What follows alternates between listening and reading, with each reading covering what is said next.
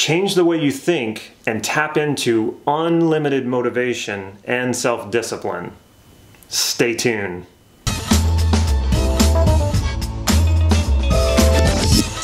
Hey, this is Damon from NLP Gym, bringing you cutting-edge Neuro Linguistic Programming tools and techniques so that you can create the life that you desire. So if that sounds good, please click subscribe to this YouTube channel and hit the bell so you can get these videos on a regular basis.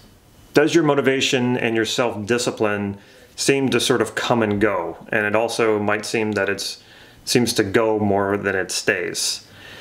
I have a lot of clients, coaching clients, who come to me and say, I need more motivation, I need more self-discipline. And so then I ask them, I say, do you brush your teeth every day? And they say, of course. Twice a day? Of course, they say. And then I say, well, where do you get the motivation and the self-discipline to do that day in and day out, twice a day, something you've probably been doing for years? And they always look at me a little bewildered, like, oh yeah, you're right. How, wait a minute, but like I just do it. Unfortunately, a lot of people think of self-discipline and motivation as those times when you were just really focused and you were really pumped up. But the truth is those are just temporary states. They always pass and they really don't last. More than likely, you too do brush your teeth at least once a day, probably twice a day, and maybe even sometimes 3 times a day.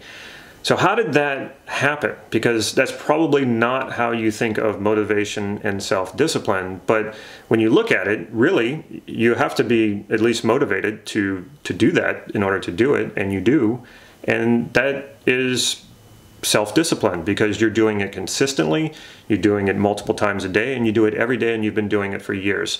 So let's break this down a bit. How did this even happen? Because at some point, your parents were probably telling you to do it, and that was your motivation, right? You didn't really understand why. You didn't care. You would go to bed without brushing your teeth. You'd wake up with bad breath or fuzzy feeling teeth, and you were just like, it doesn't bother me. But your parents said if you don't do it, then you can't go outside, or if you don't do it, you're punished. So that was your motivation. But at some point, probably during adolescence, probably during the time when you start to be more self-conscious and you know that your peers are watching you, and if you're talking to them, they might smell your breath or they might see your yellow teeth, or you start to understand that if you don't brush your teeth are going to fall out, and you realize you want your teeth for as long as you could possibly have them. So you made a decision at some point. This is what I want. I want to keep my teeth, I want nice looking teeth, and I want good breath. So you made a decision. Then you had a strategy for that, and it's pretty obvious. The strategy is brush your teeth twice a day or brush your teeth 3 times a day. Bam, you got the strategy, and you committed to it. You said, this is just what I'm going to do.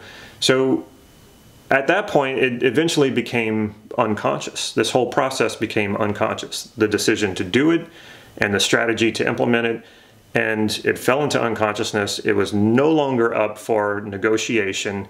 You just did it.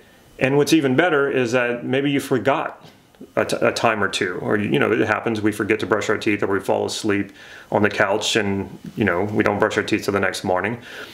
But we don't beat ourselves up about that. We don't say, oh, I'm lacking motivation. Oh, I'm lacking discipline. I didn't brush my teeth. I forgot. No, we just go, okay, well, I'll go brush my teeth. You just continue on the processing and just do it.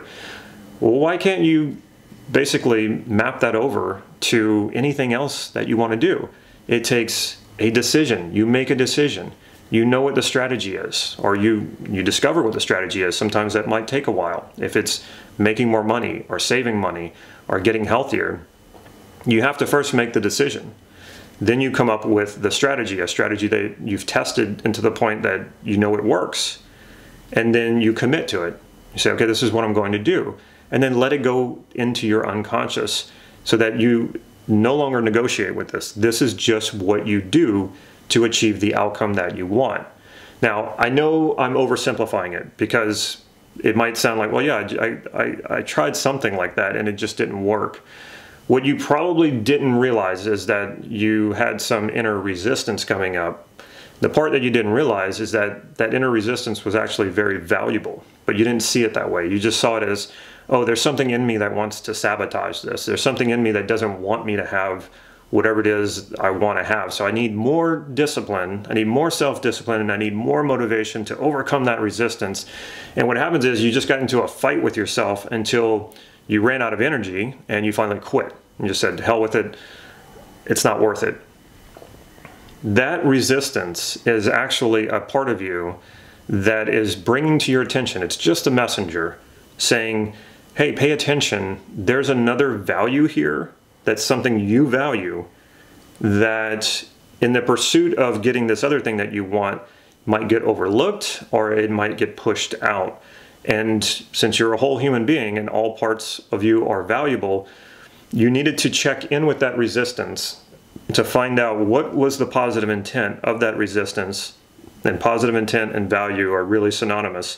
What is it this part of you was trying to get you to pay attention to? What value was it looking to bring your attention to so that it could be a part of this whole process? We also call this ecology in NLP, or congruence. So the resistance comes up and we don't want to push that aside. We don't want to suppress that because it will not go away. It might go unconscious, but it will not go away. And it will cause a conflict. So get in touch with that, find out what is the value of that resistance, and then find a way to integrate it with what you're doing, what the plan is that you're doing. And we have many NLP techniques to do exactly this. When you study NLP, you will learn many conflict integration techniques so that it's never a matter of fighting with the resistance. It's always a matter of integrating the resistance and transforming the resistance into an ally. When it comes to what most people think is self-discipline and motivation, it can be useful too. It's really that temporary bump in energy, or you're in a hyper state or a more focused state, and this can be good to get you off the couch. This can be good to get a project started so you feel motivated and you feel disciplined to do it. But know that state is not going to last. Know that you're going to have to do something else. So as a starting point, as a boost to get you started, this is good. But what you will need to do is you will need to make a decision that you're going to do this. You will need to have a good strategy that works, and you will need to check to see if there's any resistance. If you overlook the resistance or you try to push the resistance away, it's going to come back to get you. Now, you can push through resistance into a point where you do achieve what you want, but it's not going to feel very good. It's not going to feel very fulfilling. At some point, you're going to need to deal with that resistance. As far as the self-discipline and the motivation that seems to come and go, you're never going to trap it. So let it go. Understand that that's more a state. It's a state that feels motivating. It's a state that feels disciplined, but actually it's not what true motivation and self-discipline is. It's just a passing state. Check out my website, nlp-gym.com. There you will find some free NLP training as well as some free hypnotic inductions that you can download to your tablet, your phone, or your computer and access immediately. Also, check out NLP Gym on Facebook. There I post in real time whatever it is that I'm up to, and I also have a free private Facebook group. You might want to check that out as well. Last but not least, if you like this video, please click like right down here. And if you haven't already, please subscribe to this YouTube channel by clicking the subscribe button and also hitting the bell so that you'll be notified when I put new videos out. Take care.